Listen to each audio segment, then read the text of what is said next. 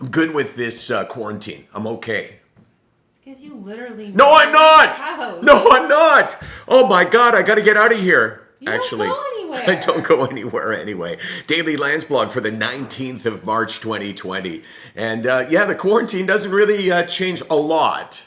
Although it does change some things. And it's tough to find a place to exercise. It's tough to, I got a local watering hole that I go out and drink almost every night. And, the boys down there You are, don't have friends and you don't drink.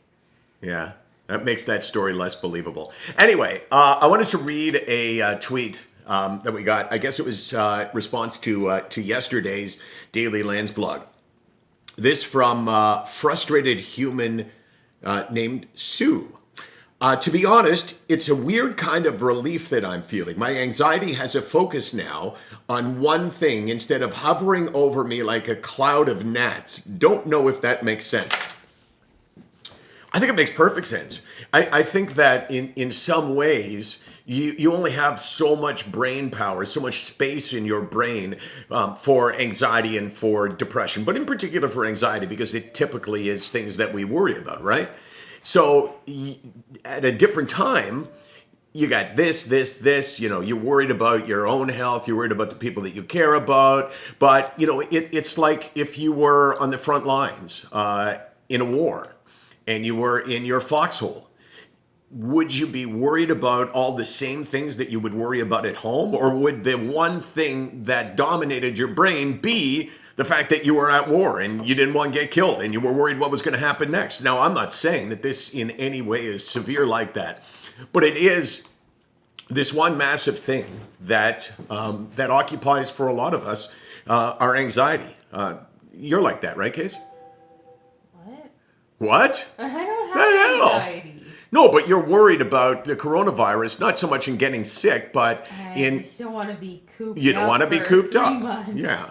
So I think that I totally get that. It's kind of like, okay, I only got one thing to worry about right now, and I'm going to dominate. It's going to dominate my thoughts.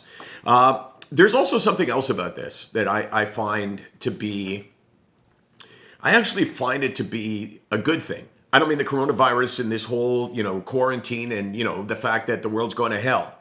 I mean that there is a bond that this creates between all of us because all of us fight a similar enemy. It's like before coronavirus, we all had issues, we all had challenges, we all lived different lives.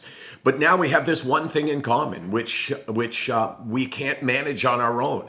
The only thing we can do is we can band together and expect others to respect what they have to do because it's in our best interest. And I kind of look at it like drinking and driving, right? Like if you go out and you're hanging out with your friends and you're breathing the same air as them and you're shaking hands and you're just not respecting the quarantine, then you're risking all of our lives because this is going to drag on. And it's kind of like, hey, if you want to risk your own life, hey, that's your choice.